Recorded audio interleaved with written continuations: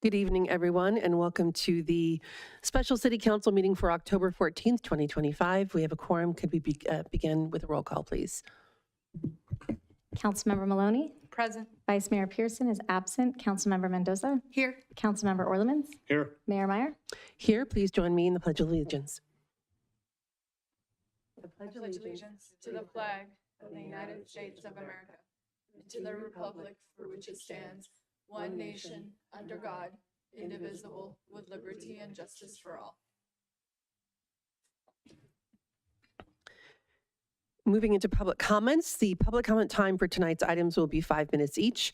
In order to ensure that all speakers feel welcome to share their views, members of the audience are kindly requested to refrain from applauding or speaking to the City Council from the audience without being called upon first.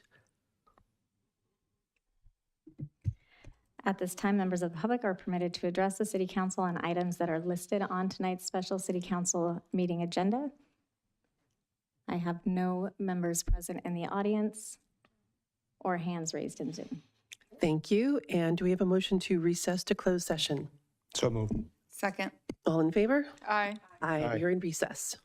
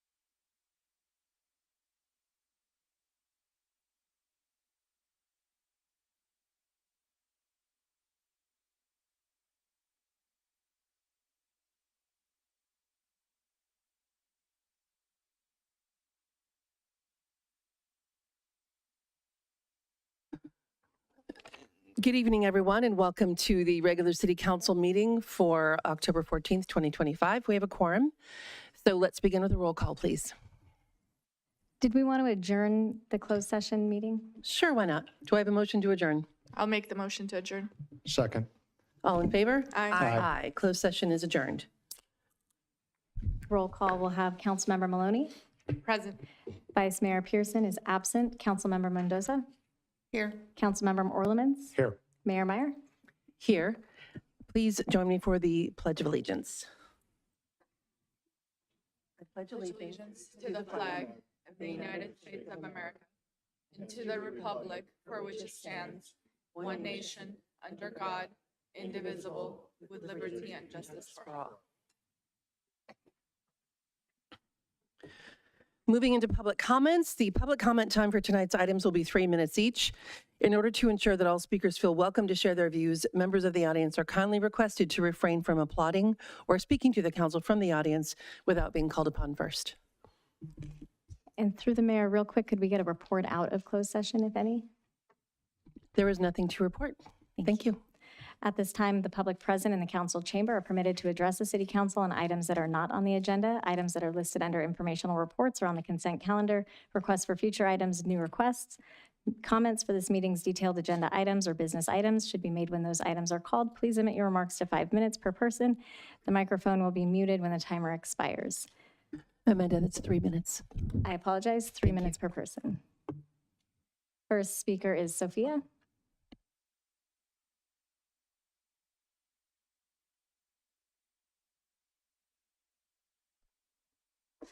Work. Okay. Hi, good evening, Mayor and council members. My name is Sofia Kleeman Mendoza, and I'm a field representative for Assemblymember Avila Farias.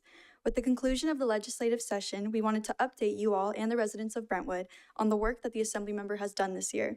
All 8 of her bills have been signed into law by Governor Newsom, with none being vetoed. Each are inspired by the needs and voices of our Contra Costa community. The Assemblymember has put forward policies that make a real difference in people's lives, expanding access to affordable housing and childcare, supporting families experiencing homelessness, protecting voter rights, and strengthening our education system. These new laws will help build stronger, more equitable communities and ensure that every Californian has the opportunity to thrive. Working with her colleagues, the Assemblymember helped secure $3 billion in annual electricity bill credits to help lower utility costs during the hottest months of the year. Additionally, she worked to extend California's Cap and Invest program to stabilize gas prices and create clean energy jobs. Beyond policy, our district office is engaging in the community and hosting several events in October, including a cafecito meet and greet at Brentwood, October 25th at Big House Beans, our Fall Festival and Pumpkin Giveaway on October 24th at our district office, and finally our Immigration Town Hall on October 27th at Los Medanos College. We look forward to seeing you all and the community at these events, and thank you for your time. Next speaker is Dave, followed by Jason, followed by Paul.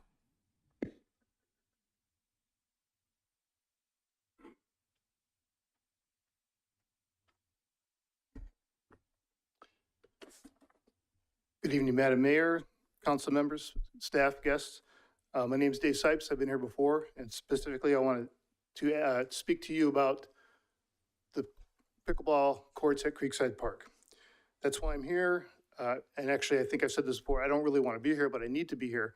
And what I'm asking for is an agenda item to have them permanently closed. I'm not sure the process of that, but I want to put that forward. If there's another way to do that, I will gladly take on that action. But Creekside Park is a great park. Everyone enjoys it. Everyone seems to enjoy their time there. It's used for a lot of activities. But pickleball is extremely loud. There's loud yelling, swearing, there's music. It's very crowded.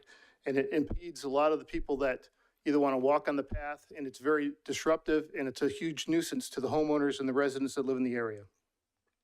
And actually, a lot of the pickleball players, because they know who we are harassing us and trying to intimidate the people that live there, which is just uncalled for.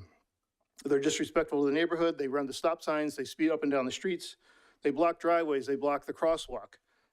They turn around in the middle of the street, not paying attention. So these are some of the things that we have to deal with on a regular basis, and it's very crowded. There can be 16 people playing and 20 people waiting in that small congested area right there by the park and the trail. And they also have harassed the kids playing tennis there. And you just had a farmer's market down here with the Oktoberfest. You know how crowded it is? Think of that every day in that location, because that's what it's like. Since the inception of the pickleball court, there was no notice given to anyone on Cheshire, Arlington Way, Trouser, and I talked to a lot of the residents there, and they are all in agreement this is a nuisance. It shouldn't be here. It was imposed upon the neighborhood and the residents, and Brentwood PD has been called, I know, on numerous occasions. And the sad thing is, on several occasions, people that have called, the residents, have been harassed by Brentwood PD. And I don't know if that's been looked at or not, but that should not be occurring. Why is the police officers flashing spotlights and flashlights into the homes of the residents because they call on the nuisance at the pickleball courts? Now, if this is such an important showcase for the city, it should have been put in a different location. If it's such an important showcase, put it in City Park. You have all the parking here. There's not going to be a noise issue.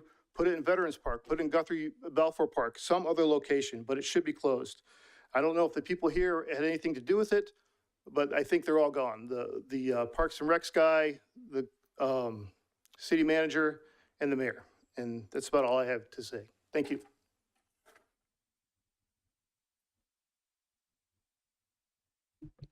Next speaker is Jason.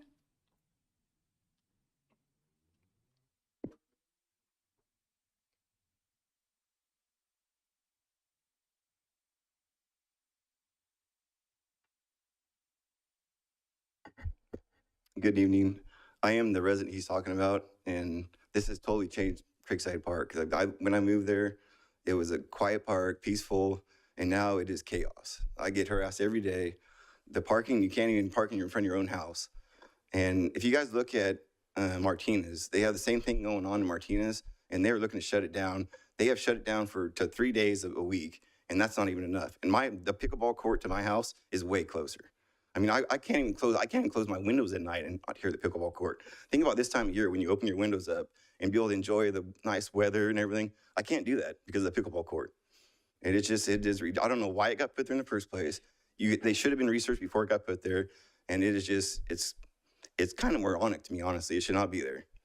So I mean, that's all I really got to say. Dave took care of most of the stuff for me, but I am the resident that's dealing with this every single day. The weekends, first thing in the morning, 7 o'clock in the morning, till 7 o'clock at night. Every single day. And it's not just the weekends. It's like it's on the weekdays. You stay home, you get one day off at work, you're sick. It's all day long. It's all you hear is pickleball. We go to bed at night. Me and my wife go to bed at night, and we hear still pickleball at night because all we hear all day long is ping, ping, ping. You guys, if you guys have played pickleball, heard the noise, it is crazy. It's the noisiest sport I've ever heard in my life. We have tennis court right across the street from our house. She has tennis lessons with little kids. Don't hear them at all. All we hear is pickleball.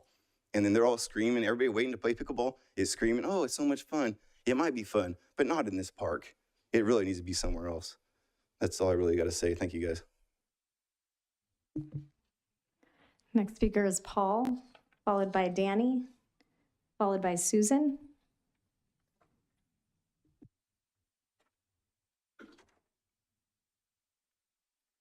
Good evening. During his September 25th virtual town hall, our Congressman Mark DeSaulnier stated that ex-FBI Director James Comey is a hero. This is jaw-dropping for anyone who remembers Comey's anti-democratic acts to undermine the 2016 election, colluding with the CIA and Democrats. I'm sorry, can we keep the topic to something that's under the jurisdiction of the city, please? That's under the purview of the city. Oh, we're changing the way we're doing this now? That's what it's supposed to be, and it has been all along, and we've let it go. But it should be something that's under the jurisdiction of the city itself. Then I guess that if we're under the influence of a congressman that's affecting our area, that's not important to us? If he's If it's making directly related to decisions the city, please that continue. affect us, it's not important to us to No, at if there's least something from your comments that, and we'll stop the clock, but if there's something from your comments that directly affect the city, then please continue. all of it does. His policies affect California, his policies affect us. His thinking affects us. So if that's not appropriate for this meeting, then I have nothing to say. Thank you. Oh, by the way, we do have a No Kings coming up. Does that affect us? Can I talk about the No Kings rally that's going to be coming up on, does that affect us at It's all? happening within the city limits and it's an event you want to talk about, you're certainly welcome to do that. Okay, so thank you for that clarification. On October 18th, there will be another No Kings rally, which decries the creeping authoritarianism of the Trump administration. We have to remember No Kings was a Democrat campaign, fierce slogan along with MAGA white supremacists. Not Trump is a Nazi, Trump is Hitler, Trump is an oligarch. All these need to be rejected. Trump defends our Constitution, which rejects kings. Trump is interdicting drug trafficking. Trump is reducing the size of the burden of the government. Trump is returning freedom to the citizens. Trump is removing criminals from our streets. Trump is defending America internationally. Trump has intervened and ended the Gaza conflict and neutralized the savage Hamas and Iranian influence on the brainwashed, poverty-stricken, and beleaguered Palestinians. Trump has negotiated peace in the Middle East for the first time, building on the Abraham Accords. Trump has intervened to end conflicts in 12 areas of the world, saving countless lives. Trump's business strategy of tariffs and economic reform have revived the economy, gaining private industry commitment to invest over $13 trillion in new onshore manufacturing and high-tech business, jobs. Trump is removing fraud from our election system. Let's not confuse a strong leader with a king. A No Kings demonstration against Trump is absurd, in my opinion. Thank you for letting me talk about this.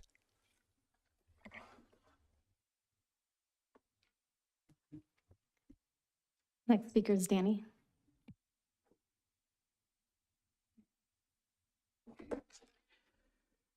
Good evening. Honestly, I was coming up here tonight because this is Cancer Awareness Month. I'll be going to my fourth funeral, the third who died of cancer. And I wanted to talk about parents who have special needs, adults or children, that they give a plan to those that are going to have to take up after them. My son is going through this right now.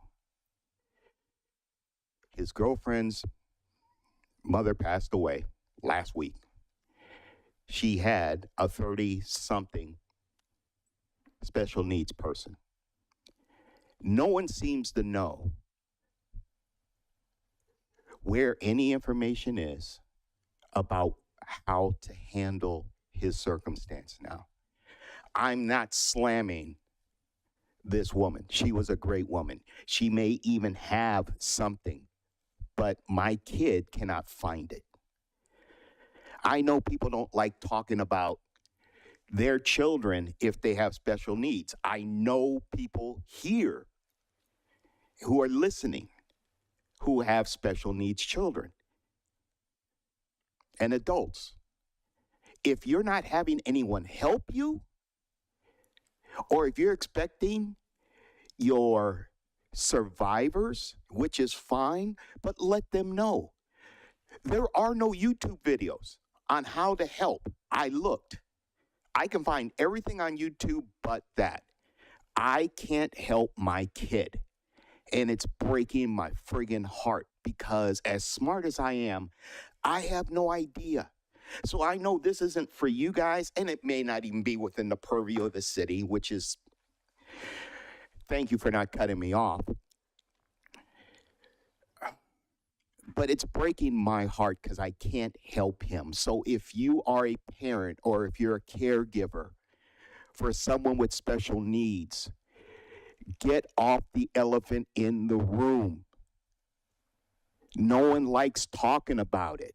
The kids, I say he's a kid because they're all kids to me, but his name's CJ. All I know is that he has disabilities. I have no idea other than what I see. And so I don't know what happens after he leaves or when he's at home, how his mother was taking care of him. And damn it, neither does my kid nor his girlfriend. So I have a 35-year-old who's trying to figure out stuff that me at 66 has no clue. So please, parents, put it down. Let them know, those who are leaving behind. I'd like to clarify too why I did not cut you off, Danny. It's because we have an Aging and Disabilities Committee, and that maybe this is something that we can discuss in that committee.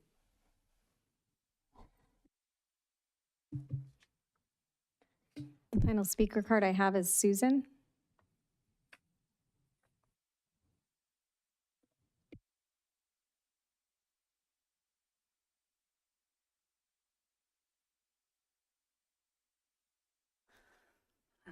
Hi.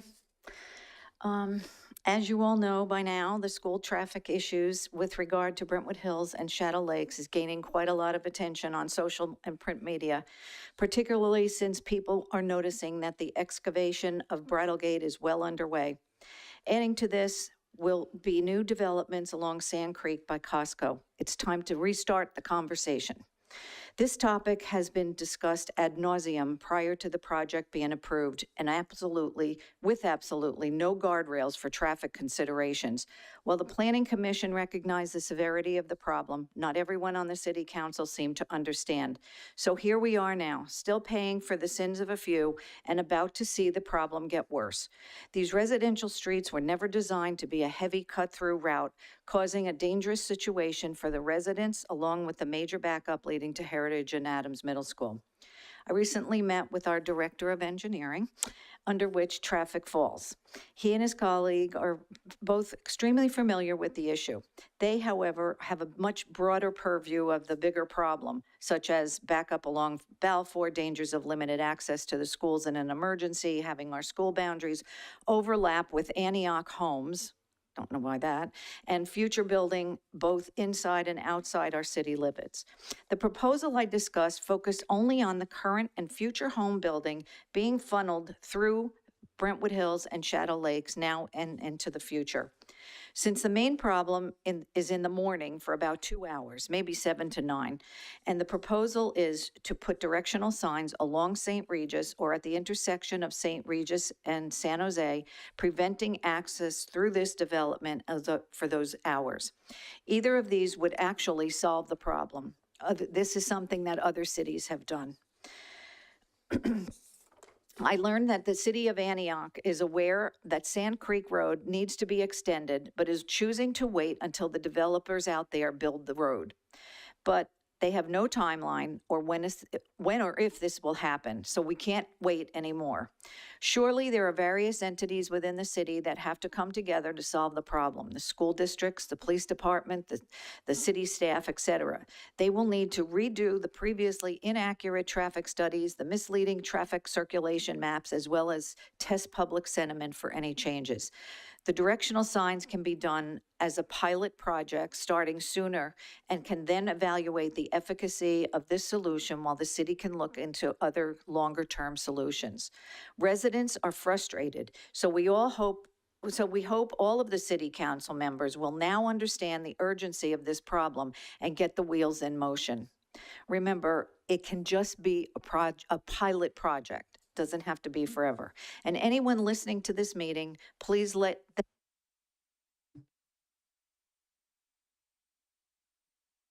I have no additional speaker cards in person. Thank you. Moving into informational reports from council members, committees, liaisons, and staff. This portion of the agenda is to provide an opportunity for council members to report on attendance at events, subcommittee meetings, and entities on which the council member has been appointed as a liaison, and for staff to provide brief updates and/or information to the city council. And we will start this time to my right with Councilmember Mendoza. Thank you. Since the last time we met, I attended a casino night at Veterans Hall, raising money for their efforts. Attended sorry about that. We had a budget subcommittee, special meeting here in Chambers. Attended the Cal Cities Conference in Long Beach. Volunteered at Oktoberfest, attended Oktoberfest, attended an Hijas del Campo fundraiser, which is doing a lot of good work, raising legal funds for our immigrants in our local community. And that is it. Councilmember Orlemans. Good evening. Thank you, everybody, for being here tonight. Since the September 23rd meeting, I chaired the Tri-Delta Transit Board of Directors meeting. I attended a Chamber of Commerce ribbon cutting for Calm Health and Wellness. It was their 1-year anniversary right down on Brentwood Boulevard. The ABC fashion show at Brentwood Elementary School. Amazing event. It was great watching the kindergartners cross stage. The Chamber of Commerce ribbon cutting for Delta Family Therapy Group. It was their 10-year anniversary. A promotion ceremony and swearing in for Sergeant Brandon Bascom, just promoted up into sergeant. The Ad Hoc Finance Committee meeting. I attended Farmers Market, the special closed session for City Council, the PAL Board meeting, and the Tri-Delta Transit Agenda Review for the meeting for tomorrow. And that pretty much was it for the 3 weeks. Hello, everyone. Since our last meeting, I participated in 2 different special council meetings. I met with some businesses at Streets of Brentwood. I attended the Cal City's annual conference in Long Beach, where we attended various workshops, general sessions, and had great networking opportunities with other elected officials. I visited some of our downtown businesses. I also wanted to give a shout out to everyone involved in the Oktoberfest last weekend. It was a great turnout. Thank you to the DBC, all the attendees, vendors, volunteers, and all of our city staff for making the event awesome as it was. I also attended the Cars and Chill Trunk or Treat event last Sunday along with our Brentwood PAL, the Police Athletic League. Brentwood PAL is constantly fundraising to continue their great program going. Their next event is going to be a poker tournament on 11 the 2nd from 4 to 8. If you guys are interested, it would be at the Brentwood Senior Center. I also spoke with some of our residents in the Alder Creek and Highland area. They continue to experience vagrant behaviors on their street. So I'll be working with the police department and working with some solutions for that. And also, if later on we could get an update on when the social nuisance ordinance will be coming back to us, that would be great. I also received information from our engineering department that the Empire and Amber lighted stop signs should be getting done by the end of this month. So thank you, staff, for working on this. That's it for me. Thank you. Since we last met, I attended the Tri-Delta Transit Board of Directors meeting, provided welcoming remarks at the Kaiser Antioch Senior Summit, attended Moo-Moo's and Margaritas fundraiser downtown, the Durga Puja event held by the local nonprofit Muktangan, American Legion auxiliary fundraising event at the VFW, had an interview with the East Bay Times regarding the Flag Barn relocation to Brentwood, and also a meeting with a journalism student at Kent State regarding the Flag Barn, meeting with staff and the landowner in Deer Ridge to discuss options for a parcel there as it relates to Measure Q, meeting with staff and representatives from Hija del Campo and the Harvest Time Board of Directors to discuss potential collaborations. The mayor's conference where we discussed Prop 50, met with a resident, Doreen, and her grandson on the occasion of her 101st birthday. Happy birthday, Doreen. The Cal Cities Conference in Long Beach, sessions including economic development, emergency response disaster planning, immigration policy preparation. Also attended and volunteered at Oktoberfest. And again, another shout out to the DBC executive director and board and all the volunteers. A 5th anniversary fundraising event for Hija del Campo, and a meeting with the California Alliance of Local Electeds with a topic discussion of changes in CEQA legislation. Darren, do you have some updates to share? Yes, thank you, Mayor. I attended the town hall meeting with Supervisor Burgess that was held in Oakley. I attended a meeting with Matt Hagar. I think people have heard about the Grove projects that he's proposing. Has yet to submit an application, but that is going on the corner of Walnut and Oak. Did I get the street right? Attended with many of the city council members, the Cal Cities Conference, and while I was in Southern California, I attended an AAPI economic forecast in Southern California on Friday afternoon. And then finally, I want to give shout outs, which is, as I've always mentioned, is my favorite part of the meeting.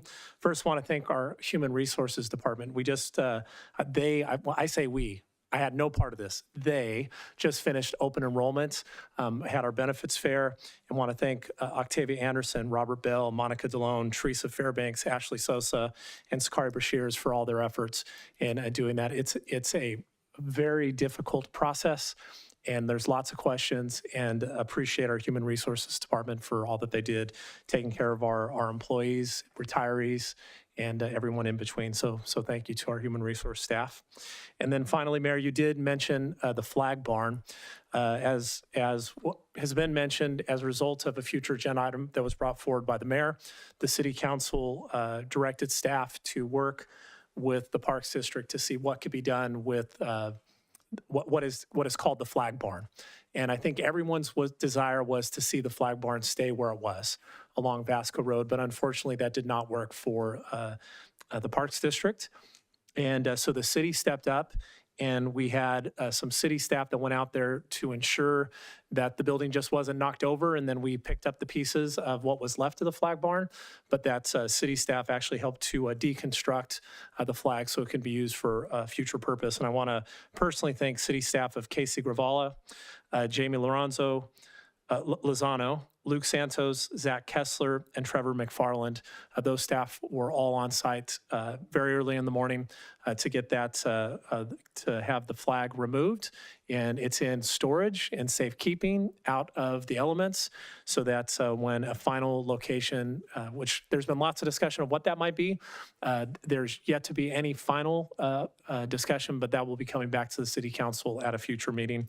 But if it was not for the work of our public works, streets, I think were all of them public works, some parks staff, if it wasn't for their efforts, we wouldn't have that flag to be able to be displayed in another part of our community in the future. So thank you to the council for that direction, and thank you for the staff that took the extra effort to make sure that it was saved appropriately.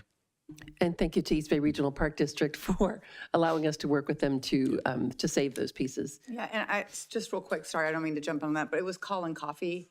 The plan was just to tear it down, and Colin Coffee came and approached us and knew how much it meant to the people of Brentwood, so really worked with us to make sure it was saved. But if it hadn't been for Colin, it wouldn't have happened at all. So, And he is with the district, for yeah, those that don't know him. he's your representative for East Bay Regional Parks. Okay, thank you. Moving into consent, we will do proclamations for item E2 and E3 following the vote. So make a motion to approve consent calendar unless someone would like to pull something. I'll second if nobody's pulling. All in favor? Well, Aye. when you throw ordinance red. Like, where are you? Thank you. An ordinance of the City Council of the City of Brentwood approving a zoning text amendment to the Brentwood Municipal Code RZ24-006, adding development standards for drive-through facilities, including prohibition along Brentwood Boulevard, and updating references in all zones throughout the city related to the use. Thank you. Again, all in favor? Aye. Aye. And consent moves. And so I will start with the Brentwood Chamber of Commerce at the podium.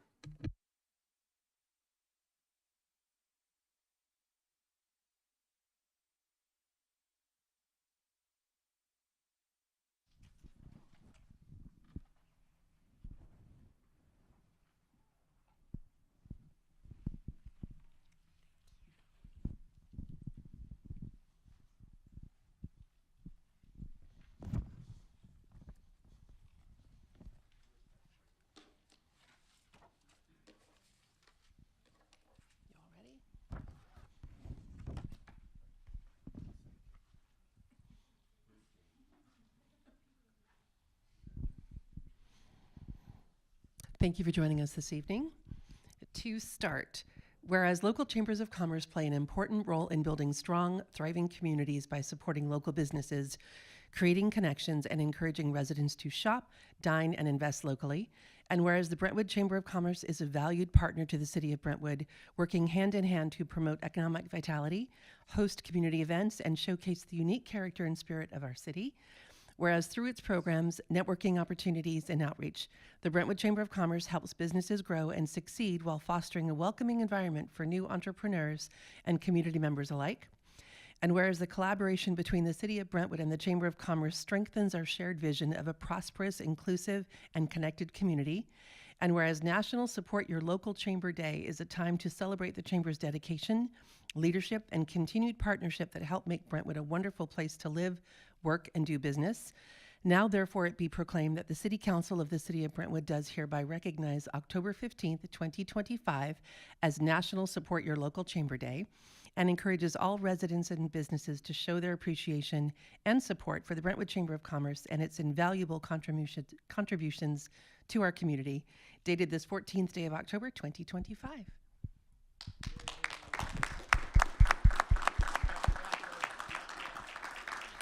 Adam, would you like to speak?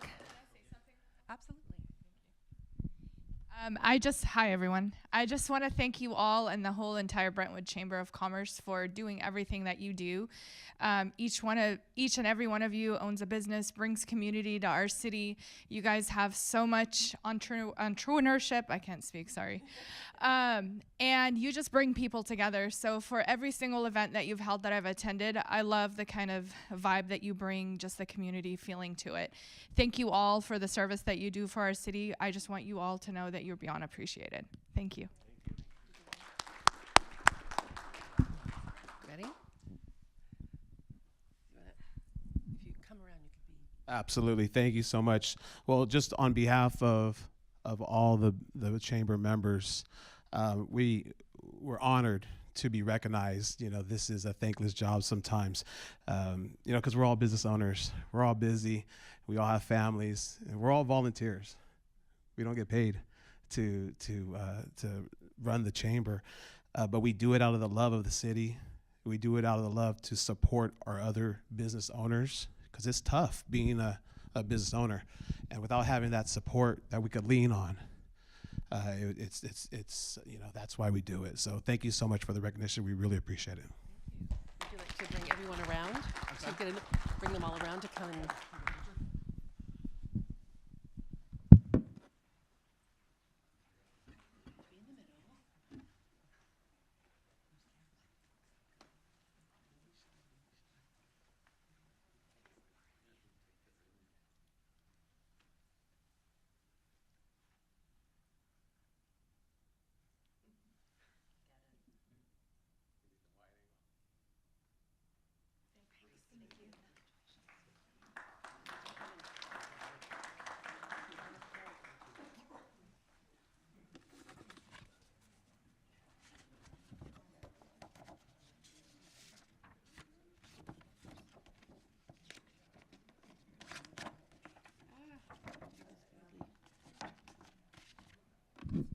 And next we have the Rotarians.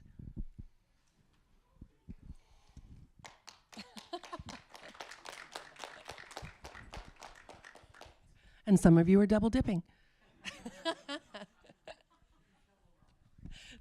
Double serving, right? Yeah.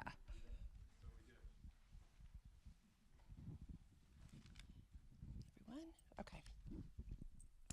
We're going to start this again. Whereas Rotary International, with over 1.4 million members worldwide, has been committed to the global eradication of polio for more than 3 decades, and whereas polio cases have been reduced by 99.9% since 1988, preventing more than 20 million cases of paralysis and hundreds of thousands of deaths, and whereas the Global Polio Eradication Initiative, of which Rotary is a core partner, continues to vaccinate children and monitor outbreaks in high-risk areas, and whereas World Polio Day, observed on October 24th, commemorates the birth of Jonas Salk, who led the first team to develop a vaccine against poliomyelitis. Thank you. Whereas the Rotary Club of Brentwood actively supports the Polio Plus campaign and has contributed to awareness, advocacy, and fundraising in our community. Now, therefore, let it be proclaimed that the City Council of the City of Brentwood does hereby recognize October 24th, 2025 as World Polio Day, and encourages all citizens to join in the effort to eradicate polio and support Rotary International's humanitarian mission, dated this 14th day of October, 2025. Thank you so much. And of course, we'll do the same thing if y'all want to come around.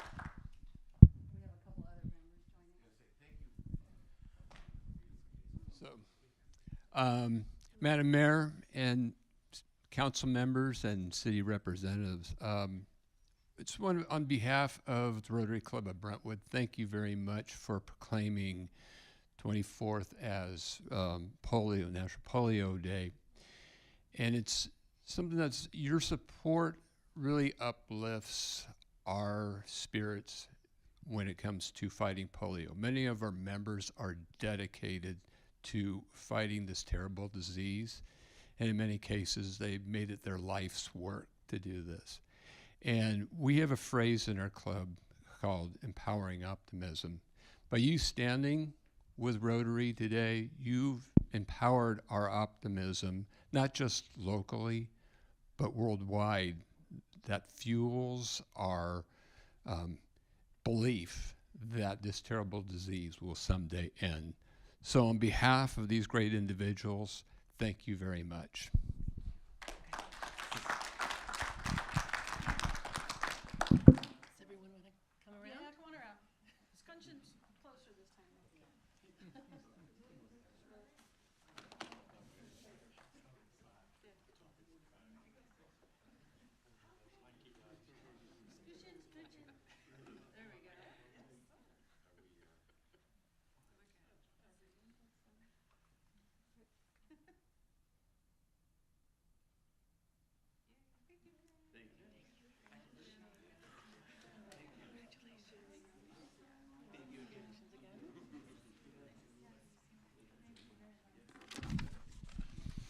It appears the overriding theme here is service to the community. So thank you everyone here who does perform that service to community, whether it's, we have some lions in the room too, I have to acknowledge because I'm a lion too.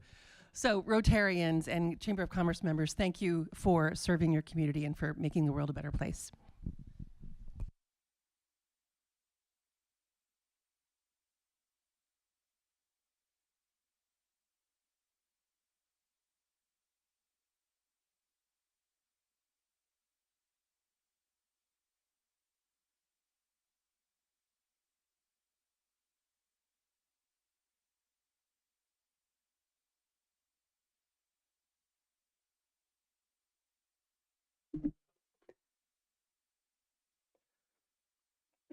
Okay, and I think we already adopted and moving into business items. Item G1, establishment of a Section 115 pension trust. Carrie Breen, Director of Finance, will present this item considering the establishment of a Section 115 pension trust.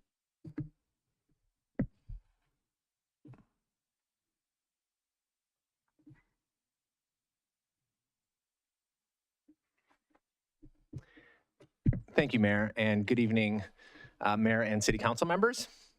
We are here tonight to recommend the establishment of a Section 115 pension trust. Adopting the trust supports our goal of proactively managing our unfunded pension obligations while improving the city's long-term fiscal sustainability. As this subject is a little technical, please feel free to stop me at any point during the presentation for questions. Before diving into what a Section 115 trust is, I want to do a little background on how we currently fund our pension obligations. The city contracts with CalPERS for pension benefits. Both the city and our employees contribute a fixed percentage of payroll into CalPERS. Then, if for any reason CalPERS is underfunded, which they currently are, they issue a separate billing to the city for this unfunded liability. Both payments must legally be paid by the city each year. The city has routinely contributed optional amounts above what is required to CalPERS. Those are known as additional discretionary payments, or ADPs. The city has two funding sources for making those ADPs. First, 50% of any annual surplus in the general fund is used for this purpose. That's contained in our the City Council budget and fiscal policy. Second, the city also periodically sends CalPERS lump sum payments sourced from the Budget Stabilization Fund. One of the only drawbacks to these ADPs is that the city is unable to retrieve the funds from CalPERS if needed for an emergency. Next, I want to do a quick recap of how our OPEB obligations are funded. So prior to 2011, the city and most agencies really in California operated as what's known as a pay-as-you-go basis, meaning the city would directly pay the retiree medical payments after the employee retired using any current available resources. So this creates significant unfunded liabilities because you don't set money aside ahead of time and then they retire and you have to come up with all those funds later.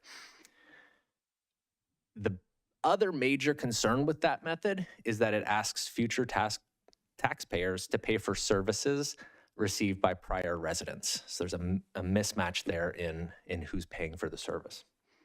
So in 2011, the City Council approved a Section 115 trust for OPEB purposes. This replaced the pay-as-you-go model with pre-funding contributions to a 115 trust in the city's name. The city now contributes an annual amount to cover current expenses plus pay down a portion of the unfunded obligation. While these payments are legally voluntary, they are required by Brentwood City Council policy. Okay, so what exactly is a 115 pension trust? So in simple terms, it is a mechanism that allows the city to set aside and invest funds specifically for pension obligations. Once funds are contributed to a 115 trust, they can only be used for those pension purposes.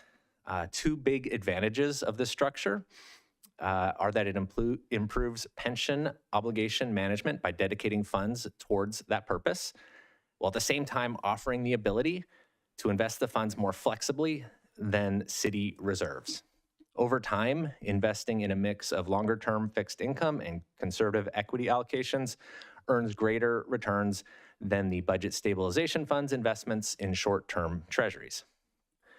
The trust funds can ultimately be used to directly contribute to CalPERS, or it can reimburse the city for pension costs in the event of a severe budget crisis, retaining budget flexibility for when it is needed the most.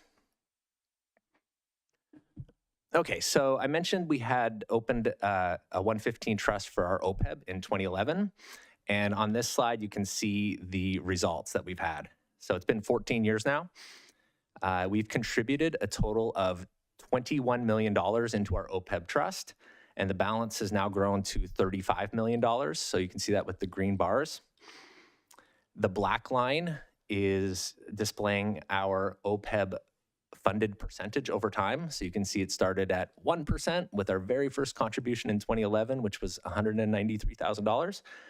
And we are now currently over 50%, and the trajectory of that line will stay on that path at our current funding levels. We're not going to be needing additional contributions above what we're currently doing other than inflationary increases, and this thing will be paid off by the end of next decade. So we have had great success on the OPEB side using the 115 trust. Okay, so now we're looking at our current pension funding situation.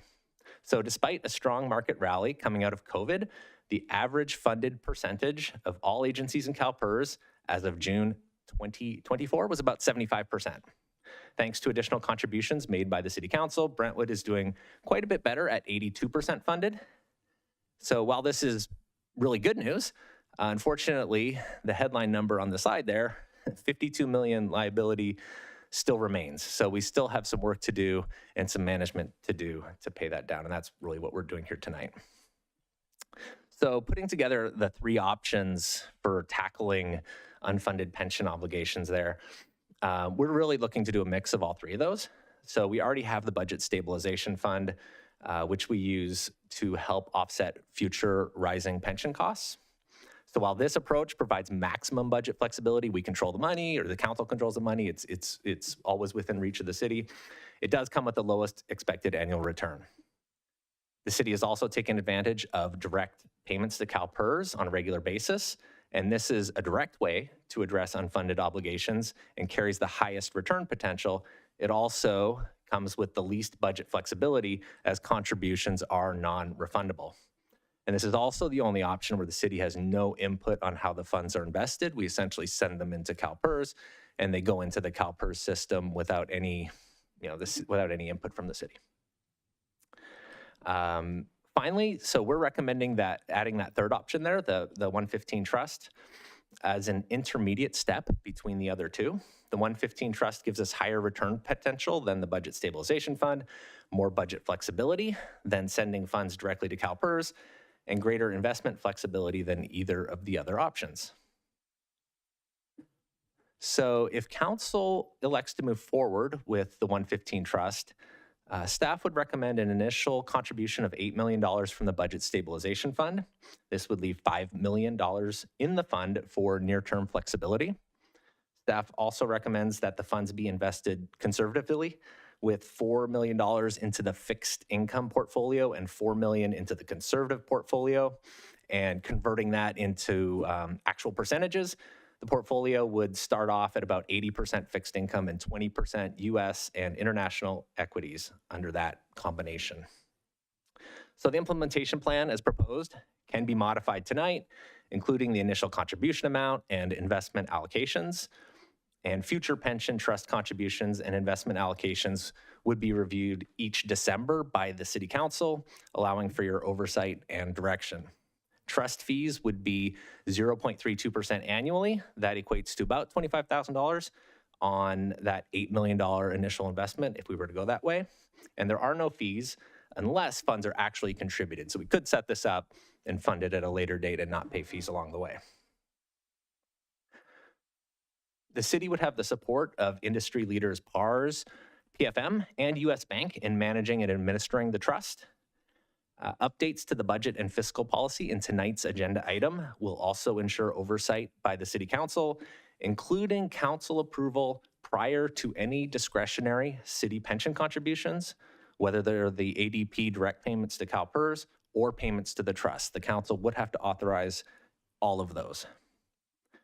I do want to recognize the Budget and Debt Management Ad Hoc Committee members, Councilmember Mendoza and Councilmember Orlemans, who really championed this concept and worked through the proposed setup with staff through the budget ad hoc meetings.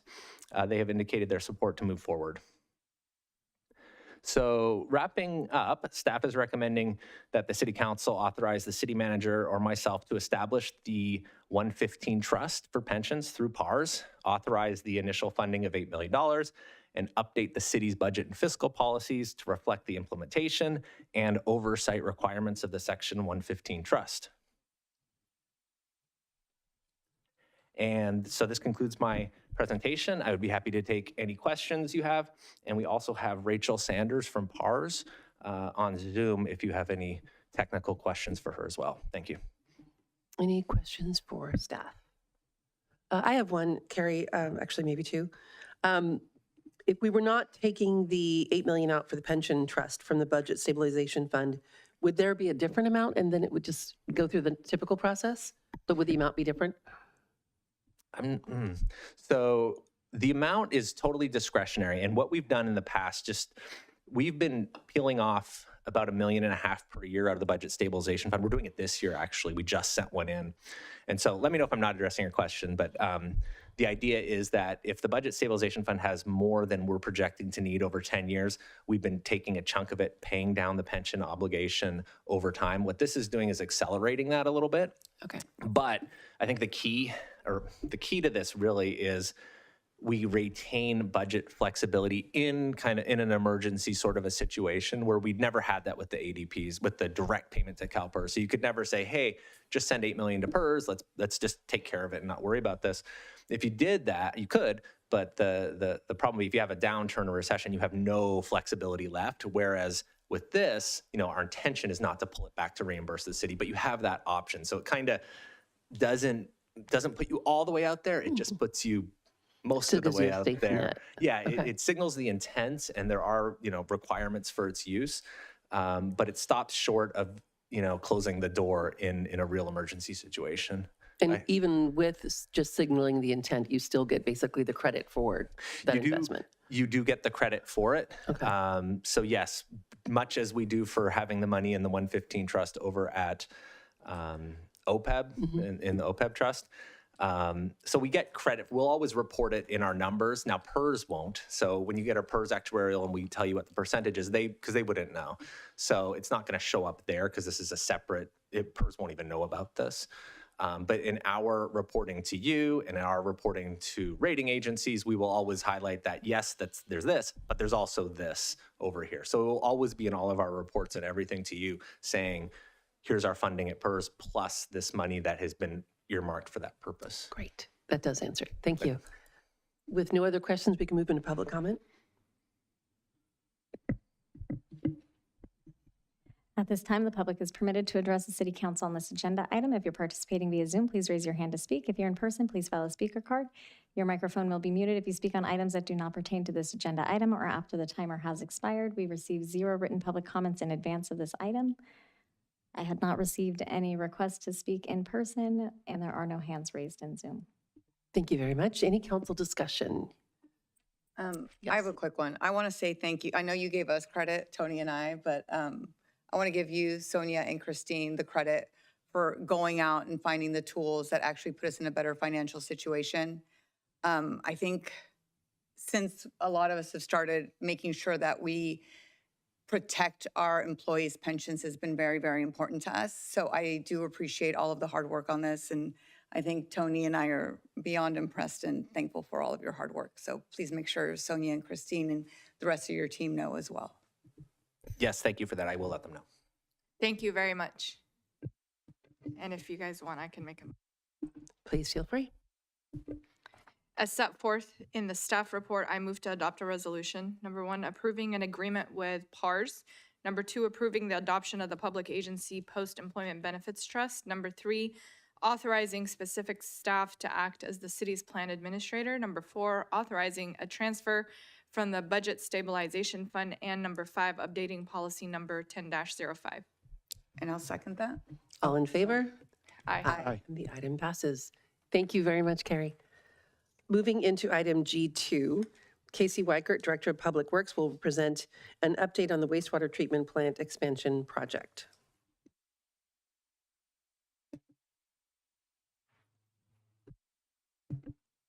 Amanda, can you share my screen, please? Thank you. Good evening, Mayor and Council. Staff is bringing this item forward to give you an update on the wastewater treatment plant expansion Phase 2 CIP project and to seek direction related to several contract amendments necessary to complete the project. This project has been on the CIP books for over a decade now, so I'll start with a project overview and we'll talk about why this project was necessary, what we've accomplished to date, and what's left to do. There were 2 main reasons for this project. The first reason is to ensure treatment capacity is available to accommodate growth as the city matures. During the dot-com boom of the late 90s, the city's existing wastewater treatment plant was rapidly approaching its capacity. So in 2000, the city broke ground on a new wastewater treatment plant, which increased the treatment capacity from 2.2 million gallons per day, or MGD, to 5 MGD. In 2015, we began planning for the Phase 2 expansion. This construction of the Phase 2 project began in 2020, and it increases the wastewater treatment capacity from 5 to 6.4 MGD, which is sufficient to accommodate all the future growth that was contemplated in the general plan at the time. The second reason for the project is to comply with regulatory discharge requirements for the disposal of biosolids mandated by Senate Bill 1383.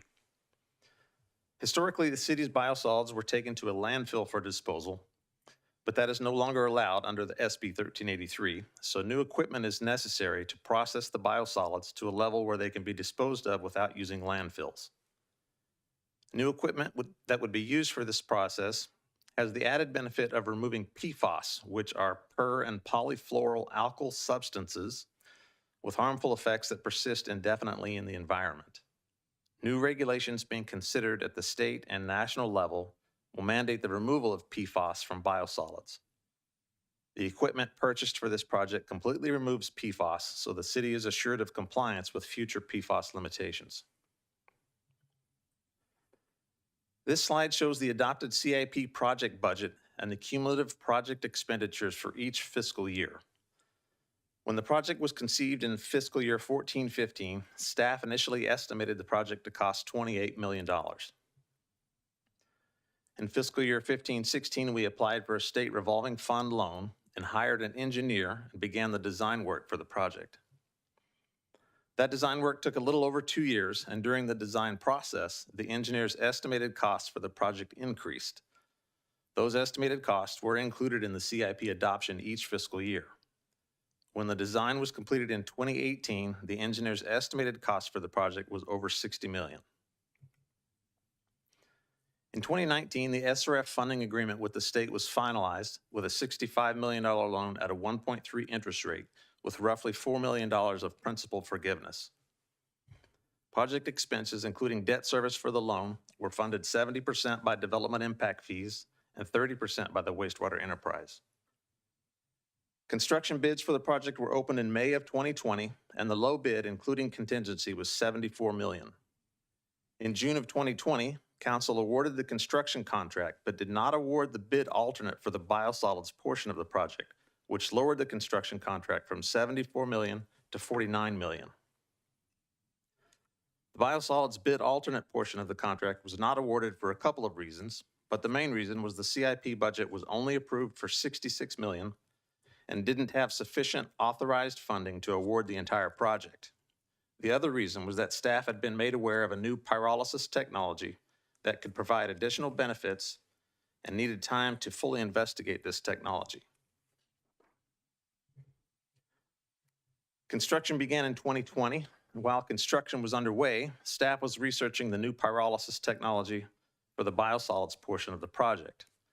The original project design called for a thermal dryer that burned natural gas to dry biosolids, but it did not remove PFAS and it had higher operating costs. The fiscal year 21-22 CIP budget showed a $13 million increase to account for the higher than expected construction bid costs from 2020. The project was also being affected by COVID supply chain issues and design complications that would later prove to be problematic and lead to significant delays. By 2023, staff completed research into the biosolids drying and pyrolysis technology and confirmed that the system had several advantages over the originally planned thermal dryer. Those advantages including not relying on continuous use of natural gas, lower operating costs, PFAS elimination, and conversion of biosolids into a product called biochar, which has resale value in several markets. In February of 2023, staff recommended and council approved the purchase of the biosolids drying and pyrolysis system equipment, which did not include installation. During the same time period, council authorized an MOU to explore a solid waste organics project. The solid waste organics project was the other half of the city's compliance obligations related to Senate Bill 1383. That project was estimated to cost $90 million and would have included the installation costs of the biosolids pyrolysis system. Staff included the biosolids installation costs in the solid waste organics project because doing so made the installation costs and the cost of the equipment eligible for a federal tax rebate of $21 million. In late 2023, council authorized a design contract with an engineering firm to design the civil, structural, and electrical portions of the biosolids drying and pyrolysis system installation to ensure it would work in conjunction with the solid waste organics project. At the same time, the estimated cost for the solid waste organics project were increasing. In late 2024, work on the design for the solid waste organics project was halted due to the project's $160 million price tag and questions surrounding available tax credits. The project was expected to be eligible for $80 million in tax credits, including the $21 million for biosolids drying and pyrolysis. The newly elected federal administration indicated the tax cuts could be discontinued, and without the certainty of an $80 million discount, staff could not recommend the project to move forward. Since the solid waste organics project was halted, the biosolid system would no longer be integrated with the solid waste operation, so installation of the pyrolysis equipment had to be redesigned for a new location. Finally, the current CIP book has this project approved at $123.6 million. This is an increase of $30 million over the previous year and represented staff's estimate of the remaining costs to complete the project. Because of the $21 million tax credit, this $30 million increase would not have been necessary had the solid waste organics project gone forward. But since that project did not move forward, the biosolids equipment is no longer eligible for the tax credit, and the wastewater expansion project has to cover the remaining construction costs. So that's how the project got to this point and how the budget has changed over time. Here's some of the work accomplished to date. We've spent over $73 million of the authorized project budget, and the current process improvements are over 95% complete. Almost 250,000 man-hours has gone into the construction. Nearly 9,000 yards of concrete has been poured, including 1,300 tons of steel rebar. 28 miles of electrical wiring and almost 2 miles of new piping have been installed. We built a new 2 million gallon aeration basin, retrofitted 2 existing 2 million gallon aeration basins, built a new 500,000 gallon clarifier, and installed a 1 megawatt emergency generator.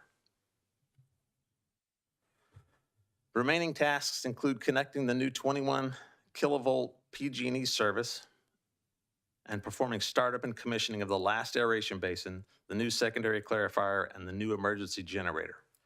None of these tasks can be completed until the new PG&E service is connected. Pending PG&E's schedule, we anticipate having those portions of the project completed later this year. Once that's done, staff needs to finalize negotiation for construction directives that resulted in change orders, which will total approximately $1.5 million. Earlier, we mentioned the impact of COVID-related supply chain issues and engineering complications. These issues have ultimately led to significant delays and have added over 2 years to the completion date of this project. In this case, it was unfortunate that the project began right as the COVID shutdown took effect. Factories were shuttered across the country, and the equipment and building materials necessary to do the work were either unavailable or had long wait times. I'm talking about general construction materials like steel rebar for concrete, sheet metal for buildings, electrical wiring, piping, things like that. Specialty equipment was acutely impacted. Motorized valves, electrical components, and specialized instrumentation that used to be on shelves in warehouses and ready for delivery suddenly had 12 to 18-month lead times. One subcontractor on the project abandoned the job and filed bankruptcy because the raw materials they needed to meet their contractual obligations had tripled in price and they couldn't fulfill their contract. We also had a significant delay working through a design issue related to the new PG&E service. The design issue was identified in July of 2020, and it took over 2 years and 5 rounds of engineering and price negotiations to resolve this issue.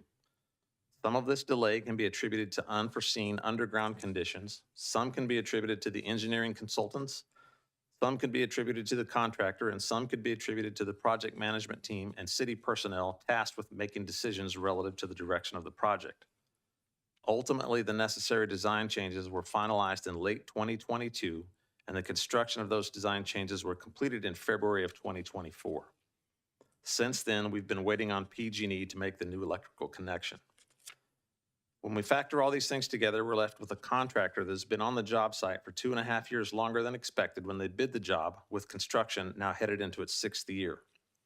There will be a cost to this delay, and staff is working with the city attorney's office and outside legal to assess what contractual remedies and protections are available. Once the current phase of work is complete, the last piece of this project is to install the biosolids drying and pyrolysis equipment that was purchased in 2023. Several things are needed for this to happen. First, we need additional funding for the design engineer. Since the solid waste organics project was discontinued, we had to relocate where the biosolids equipment would be installed. Relocating the equipment has the added benefit of being able to take advantage of existing infrastructure, which will likely reduce the installation cost by approximately $4 to $6 million. However, making these changes causes additional design work, which will add approximately $650,000 for the additional design services. We'll also need an amendment to the equipment purchase contract. Because the biosolids equipment was relocated and redesigned, several significant changes to the equipment were necessary to realize the savings in construction costs. Those equipment changes result in an additional cost. The federal administration's tariff policy has also affected this project. These machines are manufactured in Italy, which as part of the European Union was subject to a 10% tariff that was projected to increase to 30% or 50% at different times. Currently, the tariffs are locked in at 15%. Luckily, we were able to receive some of the equipment already and lock in the lower 10% tariff rate.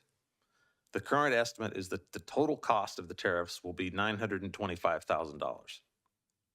Between the equipment changes and currently anticipated tariffs, an additional $2.5 million for the equipment will be needed. And lastly, the biosolids equipment needs to be installed. During the design work for the solid waste organics project, the cost for installation of the biosolids equipment was quoted at $32 million. After relocating the system, the estimated installation cost is expected to be around $26 million. Plans and specifications are nearly complete, and construction bids will be solicited later this year in order to finalize this estimated cost. What are the options if we choose not to continue moving forward with the biosolids portion of this project? There are a few alternatives to consider. The first option is to land apply biosolids under EPA 504 regulations. We currently haul biosolids to a landfill because we don't meet EPA 504 standards for land application. Most other facilities in California meet these standards and regulations and land apply their biosolids as fertilizer for crops like alfalfa. They are able to do this because they have digesters as part of their treatment process. We don't have digesters in our process, so one option is to install a digester and then we can land apply the biosolids. The estimated cost to install a digester is $40 million plus another $1 million a year in O&M expenses. Without a digester, we could haul our liquid sludge to another facility for digestion. While this is an option, it's not really practical because we'd have to haul 52 million gallons of liquid biosolids each year.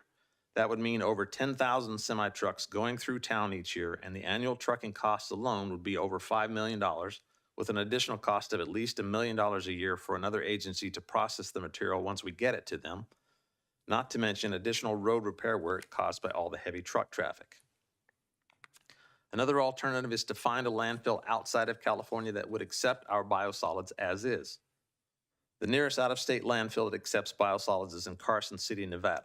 Assuming the landfill would agree to accept the biosolids, and that's not given, hauling and disposal costs would be well over $2 million a year. There are also additional risks to this option as the EPA 504 regulations and upcoming PFAS regulations may make out-of-state land application infeasible. The other option is to consider an alternate technology. This project originally contemplated thermal dryers. Thermal dryer O&M expenses are significantly higher due to the amount of natural gas required to operate them, and the thermal dryer does not have the added benefit of removing PFAS. So while we could go back to the idea of a thermal dryer, we would eventually have to install additional equipment to remove PFAS.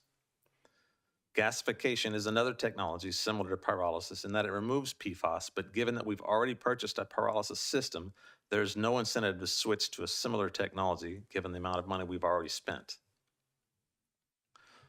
When we add up all the changes, staff expects to spend an additional $33.3 million to complete the project.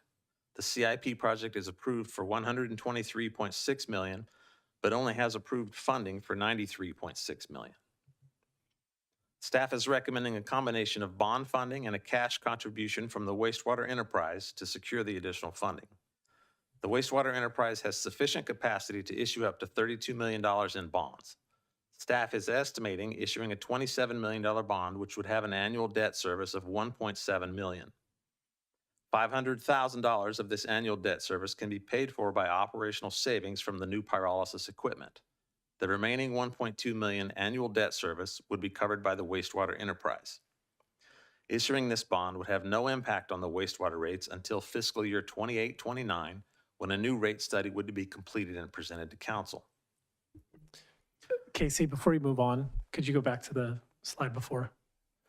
Could you describe what part of this is related? There's two projects here that you've described. One is an expansion of the wastewater treatment plant, and the second is a requirement of state law. Could you describe those two projects? Sure. So they're technically the same project. When phase 2 wastewater treatment plant expansion was bid in 2020, it included this biosolids processing equipment piece. We didn't have sufficient funding at the time, so we elected not to move forward with the installation of the biosolids at that time. So we did move forward with the increase in the hydraulic capacity of the wastewater treatment plant. That work is almost completed. That's what we're waiting on PG&E to complete. The remaining biosolids piece, while it's technically a part of this original project, we are waiting on plans and specifications in order to go get hard bid costs to be able to complete this work. And we We may do it as part of this, under the same project name or not, but it was originally contemplated in this project. So what's on the current slide is not an expansion of the capacity of the wastewater treatment plant? Is that what you just stated? That's correct. We will not be expanding the wastewater treatment plant anymore. What we have done to date and the existing project gets this treatment plant to the build-out capacity that is outlined in the current general plan, and we will need no further expansion. Great, thank you. Can I piggyback on that question real quick? I think that the reason we're asking this is because people are under the impression that you are expanding capacity because we want to build more homes. Let's put that out there. So what did the first phase do? What capacity did we go from and to, and what was the function of the first capacity, of the first phase? The first phase, if you're talking about the original phase 1 project in 2000, it expanded the city's capacity from 2.2 MGD to 5 MGD. In 2015, And can you, a lot of us are not engineers. What exactly is an MGD and what is MGD it? What are is you? million gallons per day. So are you saying that we're sending out million gallons per day? Is that what you're saying? The city treats, from its 65,000 residents, we treat over 4 million gallons of wastewater every single day. Okay. So you went from 2.2 to 5 million 5. gallons per day. Correct. Okay. And the actual, that's the capacity of our system is 5 million gallons per day. The actual flow right now is about 4.3 or 4.4. What this expansion that was started 5 years ago will ultimately take the capacity of the treatment plant from 5 million gallons per day to 6.4 million gallons per day. So it gives us the capacity to grow to what is currently outlined in the general plan, no more. It does not provide any additional capacity. Okay. And the capacity is, you said about 90,000 residents, I think we've talked about. I've seen different numbers, but it's based on the zoning in the general plan, and it's somewhere around 90,000. But from an engineering perspective, the capacity of the unit is about 90,000. Correct. Okay. Thank you.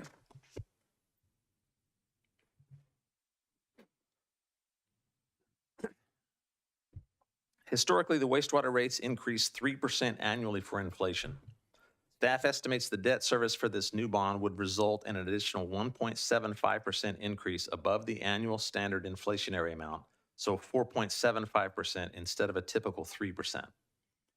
This first chart on the left shows that an additional 1.75% equates to $1.11 average monthly increase for residential accounts in each of the next 5-year rate study that begins in fiscal year 28-29 and results in a total increase of $5.57 per month after that 5-year. The second chart on the right shows the current wastewater rates for our neighboring cities.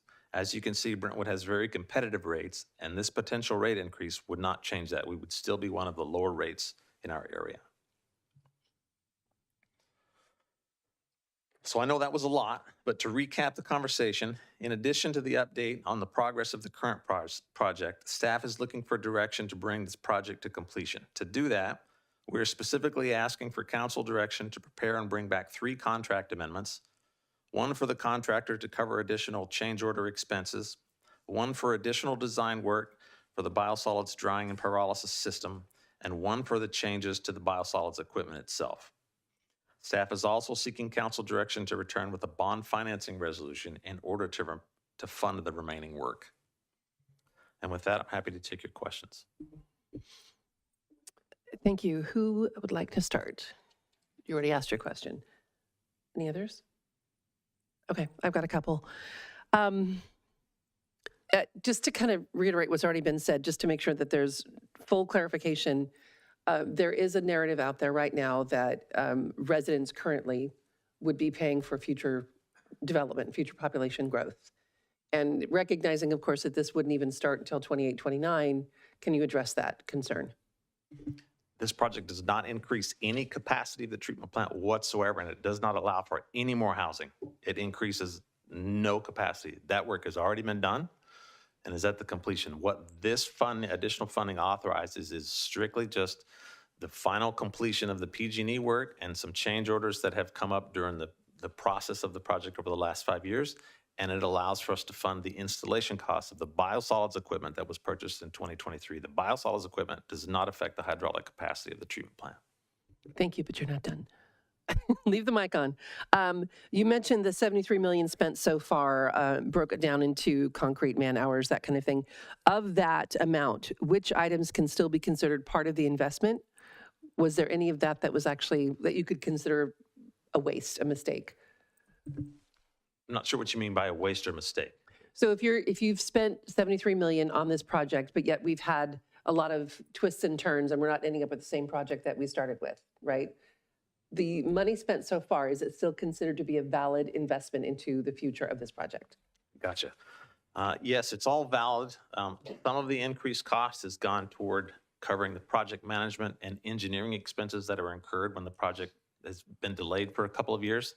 So there's $4 million in contract amendments between the construction management and the engineering firm that covered some of that. Some of the remaining budget that has not been spent is because the biosolids equipment has not all been delivered and paid for yet. We've only paid just over 10 million of that $20 million contract that we've had to date. So there's still some outstanding funds for that. I think there's about 2 million or so remaining to be billed from the construction itself. But I don't know that there's anything wasted per se. Okay. And then my final question for now would be about SB 1383. And if you could clarify what it means for that to be an unfunded state mandate. So SB 1383 was the legislation that was passed several years ago now. The intent of SB 1383 is to lower the greenhouse gases throughout the state. So the state's mandated that everything that is organic that goes to a landfill, it decomposes in the landfill, turns into methane gas and vents up into the atmosphere, and that's what damages the ozone layer. So Cal Recycle, who is implementing the SB 1383 regulations, they wrote the legislation so that everybody has to take the organics out of the landfills and do something else with them, either compost or digest them and use the gas. What a digester does, you've heard me mention that a couple of times, is a digester takes all the organic material and through a bacteriological process, it converts that organic matter into gas, renewable natural gas specifically. That renewable natural gas can either be cleaned up and sold back in the gas pipeline. You can sell it to PG&E, or you could put a generator in and you could burn that gas to generate your own electricity. There are certain things you can do with it, but what can't happen through those regulations is you can't put that organic matter in a landfill and let it deteriorate the atmosphere. What Cal Recycle did not do was provide any funding for any agency to be able to meet these. So they just said, you have to no longer do this, find something else to do it, figure out how to pay for it. Thank you. And I guess one final piggyback on what you've already said. How is that going to impact process-wise residents once this is fully implemented? What are they going to have to do with anything in their own waste, for example? It will change nothing in what they do with the wastewater piece. The more complicated piece was the solid waste organics project that we had to abandon because of the high cost. The residents will have to make some changes going forward, and staff is working through all that. And there will be lots of outreach going forward, but we will be requiring residents to separate organic matter out of their garbage. They will have to change what they throw in which different bin. We will also have to purchase a bunch of new garbage carts with different colored lids because the legislation, SB 1383, calls out specific colors for specific things on the garbage carts. So there will be lots of outreach over the next couple of years to our residents and things that they will have to do. But it won't change anything on the wastewater side, and that's what this project is talking about. Okay, thank you. Did you have a question? Go ahead. Thank you, Casey. I just have one question. Would you be able to just clarify how much of development impact fees we've used for this project? That's probably a better question for Carrie, but when the project was originally funded, it was 70% development fees and 30% wastewater enterprise. I don't know how to break it down any more than that, or if that's changed at all since the project was conceived.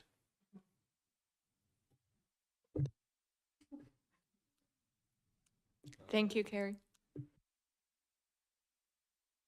And I have one last question. We talked about the 90,000. Does that include just city limits or sphere of influence? My understanding is just city limits, but I don't know that for sure. So, okay, so if sphere of influence, so if one day we said, oh, we want to annex in, let's say, Dwelly Mori, like those are a lot of homes. How would we deal with the impact of that increased stuff and then the expense of it? you would do something very similar to what this project did when it started. It was funded, the majority of it by development impact fees. And then you would find some other funding from the enterprise itself to increase the capacity necessary to annex that, whatever section you're talking about in that. You know, without knowing exactly how many homes, there's no way to tell what magnitude of impact you're talking about. Any other questions while Kerry is searching for his answers?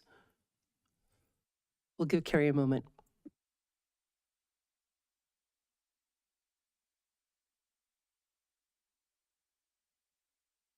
And if you can't find the exact number right now, that's okay. I just kind of want the residents to know that we have used those development impact fees for this project before.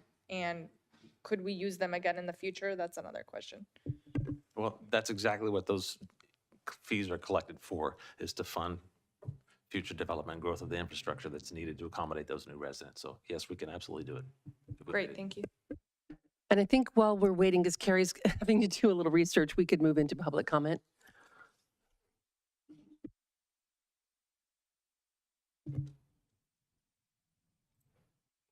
At this time, the public is permitted to address the city council on this agenda item. If you're participating via Zoom, please raise your hand to speak. If you're in person, please file a speaker card with the city clerk. Your microphone will be muted if you speak on items that do not pertain to this agenda item or after the timer has expired. We did receive 3 written public comments in advance of this meeting, which are summarized on the screen in front of us. I have 1 speaker card in person. Melissa,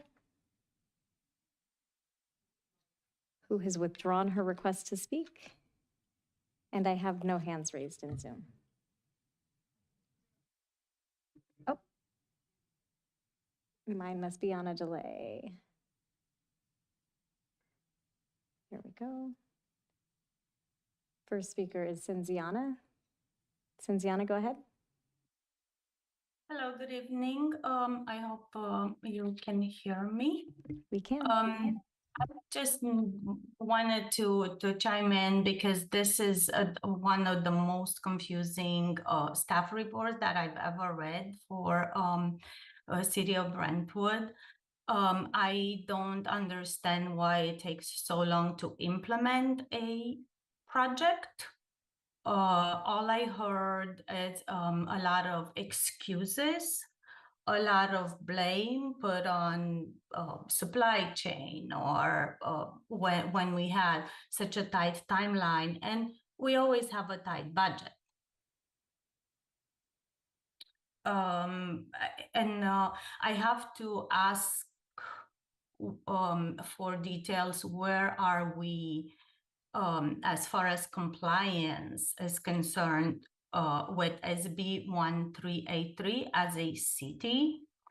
The goal for this particular bill was to divert 75% of organic waste from landfills by 2025. How are we tracking this? Because it sounds to me like we're just completely out of compliance when it comes to this particular bill. And I don't see my timer, so if you can give me a 30-second warning, that'd be great. So I'm just, it's just all over the place in my opinion. Another item that kind of caught my attention in the presentation is that we purchased equipment that did not come with installation as part of the contract. I have to wonder if we purchased it from IKEA in Italy, because usually IKEA just gives you, instructions how to put things together. So I just have to wonder, for such a high ticket price, we just resume not to purchase the installation or include that part of the contract. So somebody has to answer that. And really, I am very concerned about the rate increases for our population. We know that we have, a lot 30 of seconds. thank you. We have a lot of our residents on fixed incomes. The economy is the way it is, And I don't think it's a good time to, just ask them to contribute more, especially people who have been here 50, 30, 20 years, and, really finance something for a future resident. So I do think the burden should be on developers coming to the city and building more as opposed to current residents. Thank you for your time. The next speaker is Carolina. Go ahead. Good evening, City Council. I just want to piggyback off something Suziana said. We are just now breaking ground on Bridal Gate. Bridal Gate has been hanging out there, I don't know how many decades. But all I know is that it took forever for Sino to decide to build. My concern with this is that if we pass a bond or do something now for future, there is no timeline for these builds because builders decide when they're going to build. And they don't tell you, oh, I'm going to wait 5 years until the market is more favorable. They just sit on the land. So this is a concern. My bill for the city personally is incredibly high. And it's doubled since I moved here. And it's very painful when I have to do the money transfer every month to pay the bill. I really don't want this bill to go up anymore for some future development and improvements that the developers should pay for. It's too soon. We don't know when they're going to break ground. Right now is not a good time. I don't foresee things getting more favorable anytime in the near future. So if there is any need for a bond, maybe it just needs to wait until we have some more movement in that direction. Thank you.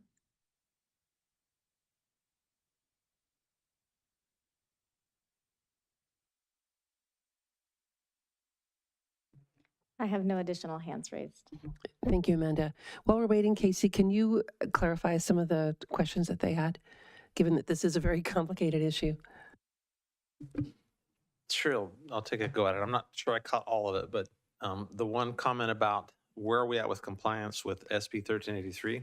The SB 1383 regulations are, they're fairly bizarre. They don't put a limit on each city to meet the 75% mandate. They put the limit on the state to meet the 75% mandate. But they do make every city test their garbage in particular. You take a certain portion of it and then you separate organics from inorganics and you weigh it, and as a percentage of mass, you calculate what percentage you are diverting. So there's no limit in the regulation that says we have to meet 75%. That's a statewide regulation. So we're not technically out of compliance with that. I also know of very few agencies and cities that are actually meeting this now, and that's part of the issue with the legislation itself. Is it's very difficult for cities to obtain that 75% threshold.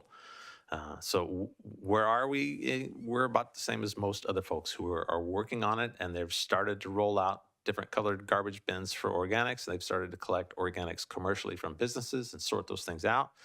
What they're doing with those organics has lagged because there's digestion capacity available to be able to take those organics to, but there aren't really a lot of processes that mechanically make that garbage compatible with the wastewater process digesters. So there's a technological gap that the state is working through. Most of what's happening now is composting. People take the organics to compost. There's issues with contamination. The compost has to meet certain thresholds of contamination before they can compost the organics. And the last I heard, the state is several hundred compost facilities short of being able to handle the estimated organics that this law is going to require to be diverted. The permitting process for compost facilities, they did not make any easier, so they don't have a good timeline for when we'll have enough compost facilities.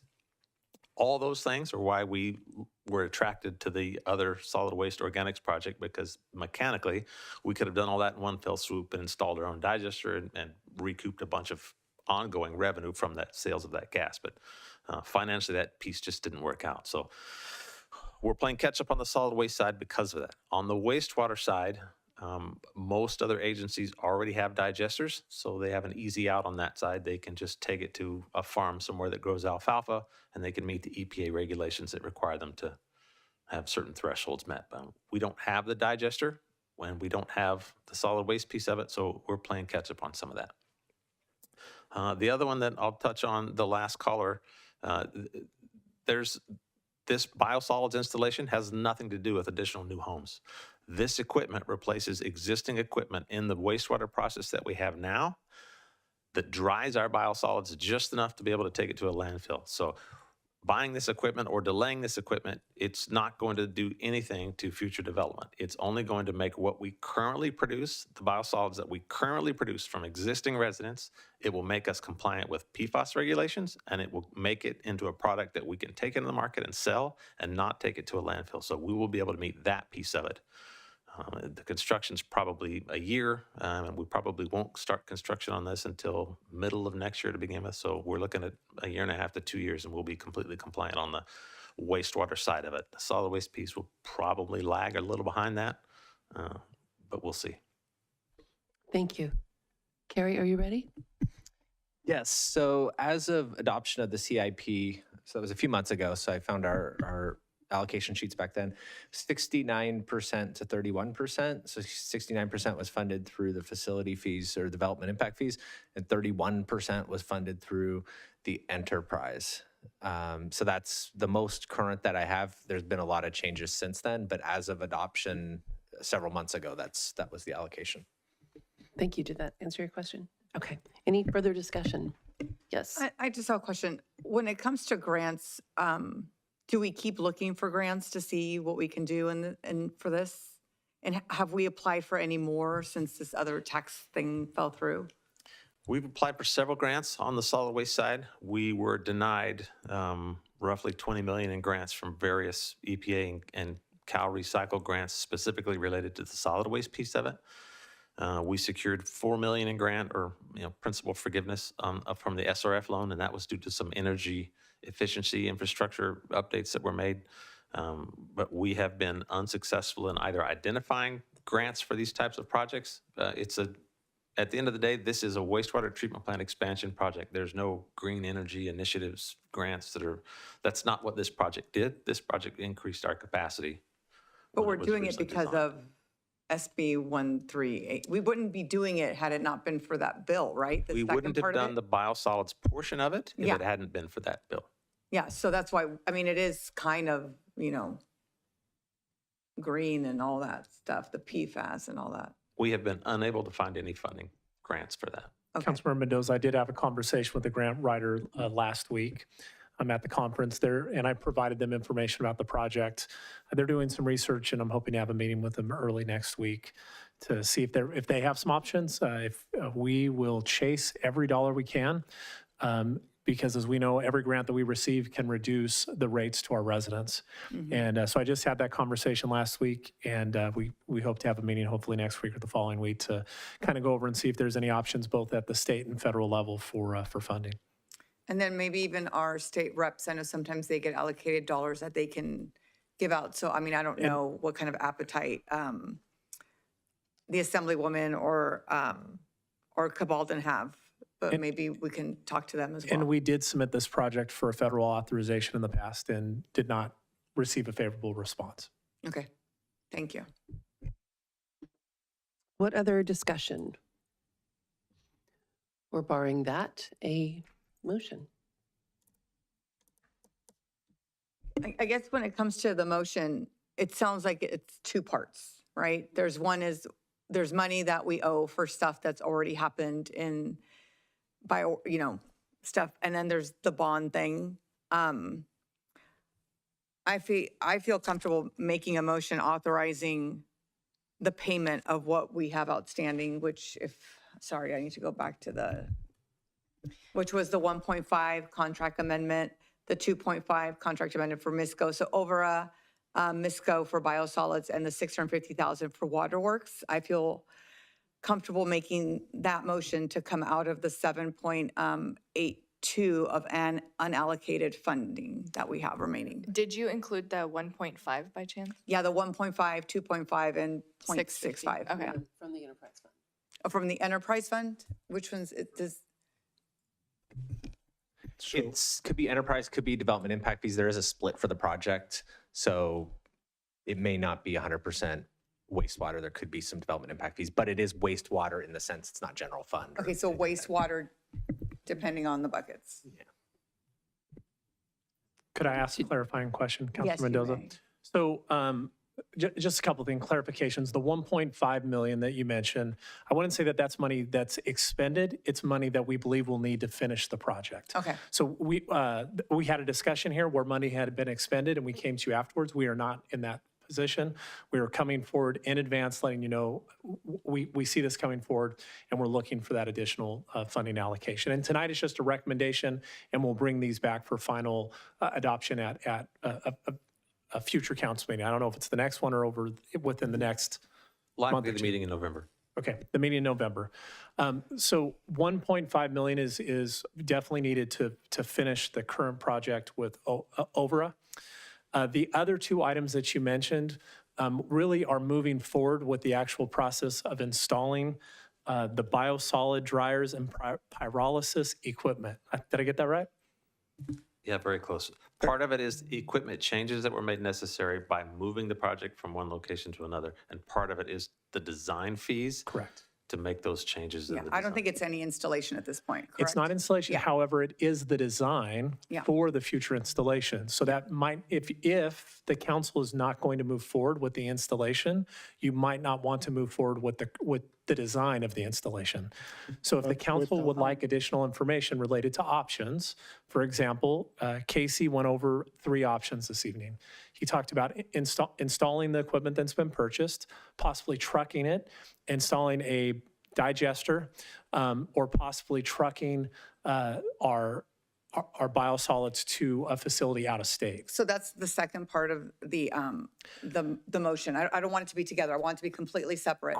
I guess my question is, the 2.5 million, we have to pay for the equipment we already ordered, right? I mean, we can't not pay for it. So we have a contract to purchase the equipment. Some of it has already been built and delivered. Some of it is still under manufacture now. Some of it was just recently finalized, based on the solid waste project going away. But that equipment and the changes that are resulting from us having to move it, if we don't approve that contract amendment, we won't have a complete system that I can either install or not install.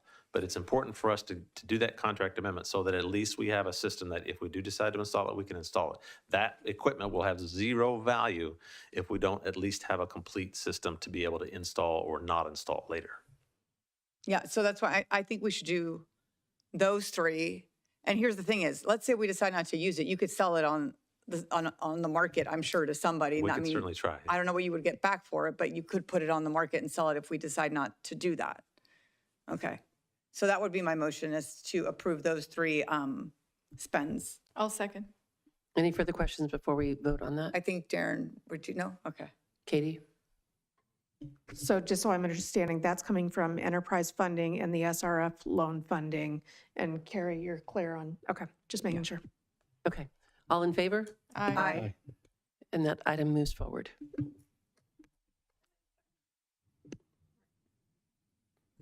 The bond resolution piece still hasn't answered.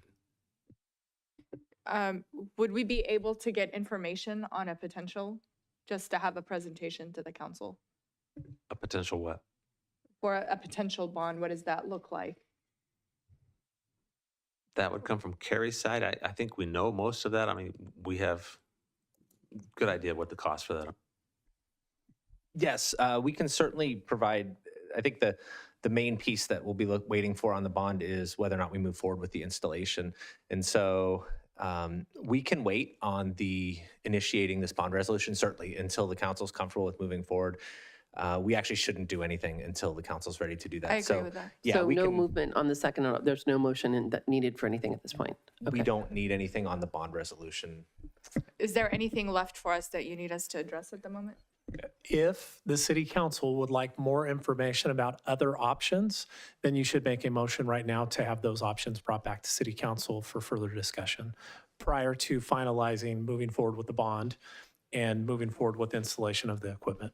I would like to make a motion for other options before any type of bond discussion or bond decision-making. Can I make a suggestion on that? Can we add that it's also an educational session for residents? Because we need to understand why it ballooned so much. I think we owe it to our residents to speak about that. And yes, other options. And if we can add an educational session also for the community, just as Councilmember Mendoza suggested. And would the city council like this as a workshop on a night other than a city council meeting, or would you like it included as part of an existing city council meeting? Included in a city council meeting. Do you need any other details about the options that we're looking for here? And let me clarify, this is related to satisfaction of the SB 1383 requirements of the wastewater treatment process. So the options that are being brought back are the options that Casey touched on today, but they will come back in more detail. And then there will also be a detailed report as requested related to kind of the funding throughout the entire project from 2000 to where we are today. Yes. One thing. And because it's so confusing with the two different items within the one CIP, can we make sure that they're separated and people understand that there's these two things that were happening at the same time, like wastewater and biosolids, and the difference in the funding for each of those? And could we potentially, as we move forward with the CIP, under the wastewater expansion project, maybe have a secondary line that explains that it's what the actual purpose of that is? It's not necessarily expansion.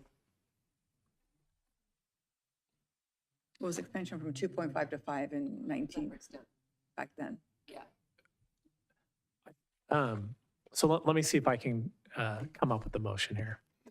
So the council moves to bring back additional information regarding options to meet state mandates due to SB 1383 for wastewater treatment and provide an educational update on the wastewater treatment plant expansion at a future council meeting. Yes. And funding sources. Yes. So that would be your motion, Councilmember That Maloney? will be my motion. Great. And I'll second. All in favor? Aye. Aye. And that item moves forward. Okay, do we have any future agenda items?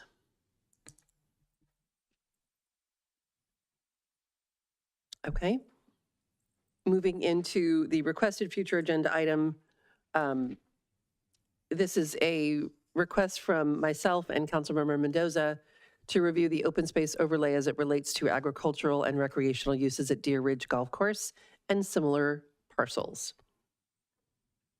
This is basically where the language of Measure Q allows for interpretation of the usage. We just want to get some clarification on that, specific to this parcel and also taking other parcels into consideration. Yeah, and also it's, I want the meeting, you know, when we read all of this, it says all based on the opinion of the council is the final say. So I want the meeting to also include where the council says, yes, we agree with that interpretation. No, we do not agree with that interpretation. Because I just think that there's a little bit of miscommunication. Oh, I think we're all trying to figure out what's covered and what's not. But I want to walk away from that meeting knowing exactly what the council interprets and how we see some uses being okay and then some not being okay. Any questions on that? I think I understand it. As it relates to what's okay and not okay, I think you would need an application describing the use to be able to make a determination. So although I understand your question, Councilmember Mendoza, I don't think it would be possible for the city council without an actual project or a proposal to be able to make a determination of what does or does not, the devil's in the details. And so until such time that you actually have a proposal to make a determination, and really all determinations of what that happens here at city staff, the final arbitrator is the city council, and any decision that's made by staff can be called up. So I don't I don't want to set unrealistic expectations to think at that meeting, there might be a discussion of what is or is not allowed because you don't have the details of a project. So what is farming? I'll use that. Is farming is a lot of things. Farming could be a variety of different crops. And how is that described? Yeah, but I think that that's what we need to talk through. So it's going to be a lengthy item, but I think we need to talk through it. And we need to say, okay, do we feel like that's comfortable? Do we think that these kind of crops or these hours or this setback, I think we need to define what farming is going to mean in those areas. So that's what I kind of want to walk away from. When we say recreation, what does recreation mean to each of us? And let's come up with the exact definition for recreation in the city of Brentwood. When we say, so I think those are the kind of things that we need to say, because there is allowances in the measure. And I think we need to go through each of those words of things that are allowed and figure out because what it meant to me when I voted for it could be different than it meant to someone else. So I think we need to go through that, because I get questions, can I do X, Y, Z? I'm like, well, I would think so. But then the next person might say, well, I don't think so. And I think that we need to talk through those items and define what we think it means to us as a council. I'd also like to understand too, what could be adapted through a CUP. Mm-hmm.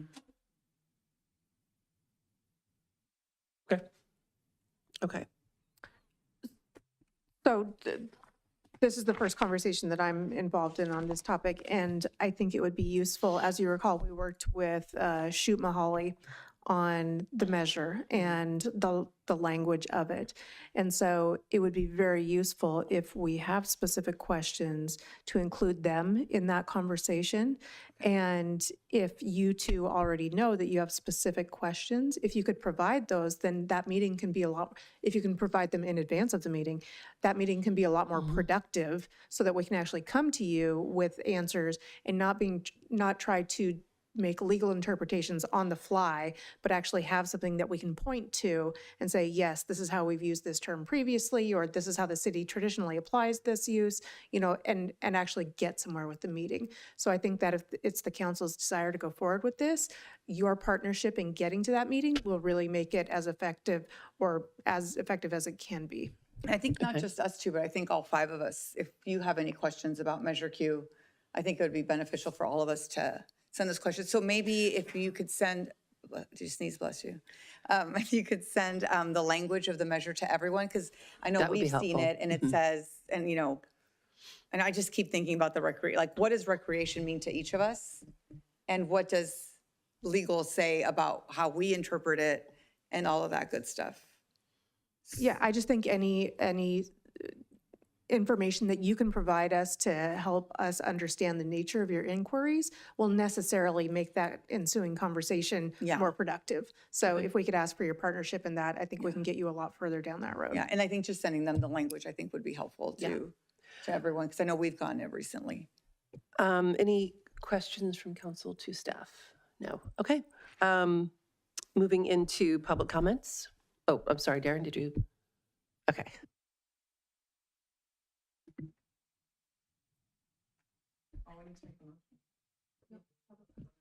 At this time, the public is permitted to address the city council on this agenda item. If you're participating via Zoom, please raise your hand. If you're in person, please file a speaker card. The microphone will be muted if you speak on items that do not pertain to this agenda item or after the timer has expired.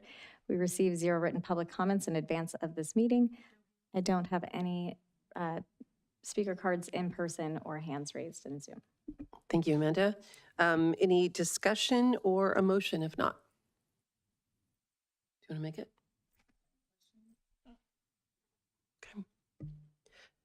I make a motion that we spend staff time and money, staff time and resources to review what uses are possible in open space. Specifically we were looking at the Deer Ridge Golf Course, because there's been a lot of questions from residents around that one. Do you want to add anything about potential of CUP? And if a CUP is a mechanism we can use when defining uses. And this is all within the Measure Q context? Correct. Yes. Okay, thank you. I'll second. Could we just, without the second, before the second, not just look at the Deer Ridge Golf Course, but other land Yeah, of yeah, we, similar. I 'cause mean, it'll that's what apply. it says, but that's not what the motion was. It's similar parcels, right? Yeah. Or similar parcels? Yes, we could yeah, look the at question will similar. definitely be Okay. coming up, I'm sure. Okay, so the second stands. Yes. All in favor? Aye. And this item moves forward. Before we adjourn, I just wanted to adjourn tonight in honor and in memory of Colton Daniel Guerra. Like many who are probably watching and many who are part of the city and involved have seen over the past several years, Colton's family, who are all part of Team Holken, shared his journey with neuroblastoma for almost 11 years. And during that time, they were an inspiration to many other families going through similar challenges, and also any challenges in general, because they lifted Colton up in a way that empowered him and that gave him strength and purpose and presence in the community. And they really did a lot to educate all of us on what it felt like to have that journey and what it felt like to be dealing with that kind of challenge. And as we unfortunately know, Colton lost his battle with neuroblastoma earlier this month.